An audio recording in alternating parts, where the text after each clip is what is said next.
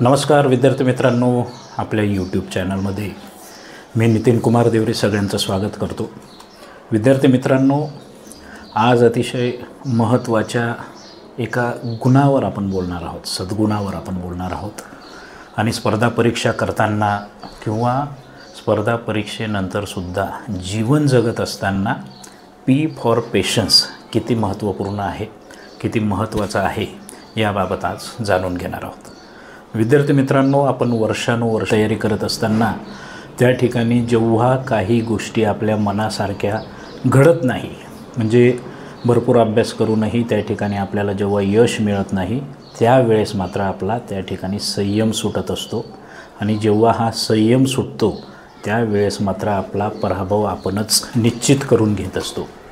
त्यामुळे मित्रांनो, MPSC करत असताना, जीवन जगत असताना किंवा MPSC नंतरचं जे आयुष्य आहे, मग त्या ठिकाणी पोस्ट मिळाली तर खूप चांगली गोष्ट आहे।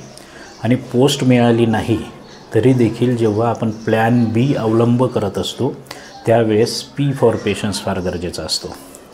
मित्रांनो, पेशन्स म्हणजे काय हे आधी समजून घेऊया। साईबाबा, आपण सगळेजण शिर्डीचे साईबाबा मानतो। साईबाबांचा जो मंत्र आहे श्रद्धा आणि सबुरी। श्रद्धा म्हणजे तुम्ही विश्वास ठेवला पाहिजे की मला होय हे यश मिळणार आहे, होय माझं जीवन अतिशय चांगलं आणि सुकर रीतीने त्या ठिकाणी जाणार आहे। आणि सबुरी म्हणजे पेशन्स, म्हणजे पेशन्स हा जीवन जगताना फार फार गरजेचा असतो। मित्रांनो, जेव्हा एखादा कठीण प्रसंग आपल्यावर येतो, एखादं संकट आपल्यावर येतं, त्यावेळेस मात्र आपण पेशन्स ठेवणं गरजेचं आहे, म्हणजे संयम ठेवणं गरजेचं आहे। संयम म्हणजे त्या ठिकाणी आपण फक्त शांत होऊन जाणं किंवा त्या ठिकाणी निराश होऊन जाणं आणि शांतपणे बघत राहणं असं अजिबात नसतं मित्रांनो। तर संयम म्हणजे काय, तर जर एखादं संकट तुमच्यावर ओढवलेलं असेल, एखादं अपयश त्या ठिकाणी आलेलं असेल, तर त्या ठिकाणी स्वतःवर विश्वास ठेवून योग्य क्षणाची वाट बघणं म्हणजे संयम असतं मित्रांनो।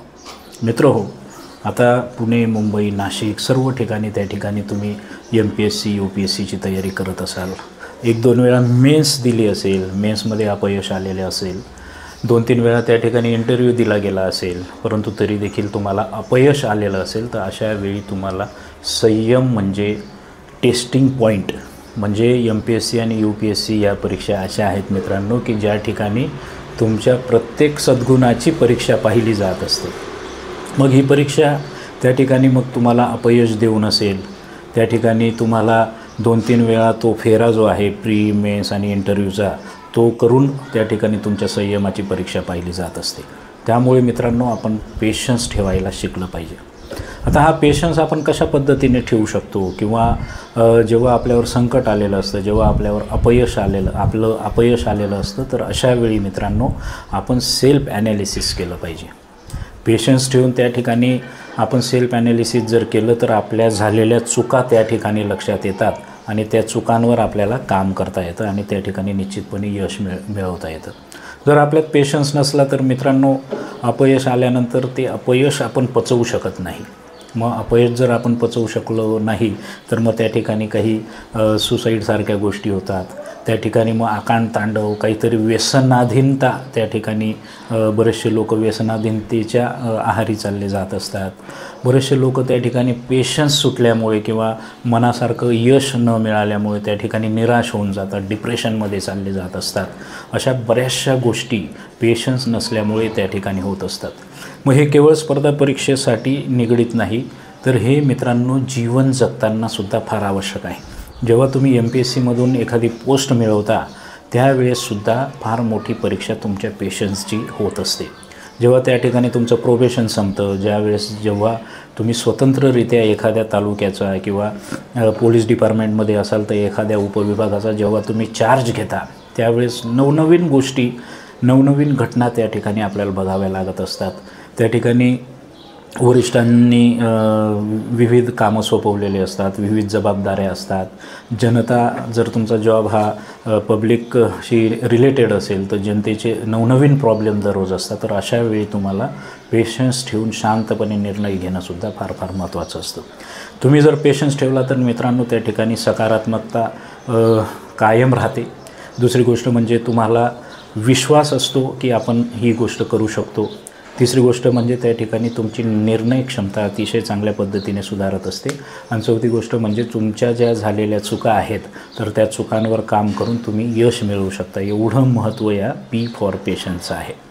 त्यानंतर मित्रांनो, आता पेशन्स आपल्याला टिकवून कसा ठेवायचा, एखादं अपयश आलेलं आहे, संकट काळ आहे, तर अशा वेळी त्या ठिकाणी तुम्ही योगा ध्यान या गोष्टी तर केल्याच पाहिजे. त्याचबरोबर स्पिरिच्युअलिटी, जर तुम्ही आध्यात्मिक साहित्य वाचन केलं तर त्याच्यातूनसुद्धा विविध ज्या घटना आहे, उदाहरणार्थ जर रामायण, महाभारत, भगवद्गीता हे जर आध्यात्मिक पुस्तकं आपण वाचन केलं तर निश्चितपणे त्याच्यातून खूप काही शिकायला मिळतं. पेशन्स आपला त्या ठिकाणी बळावतो.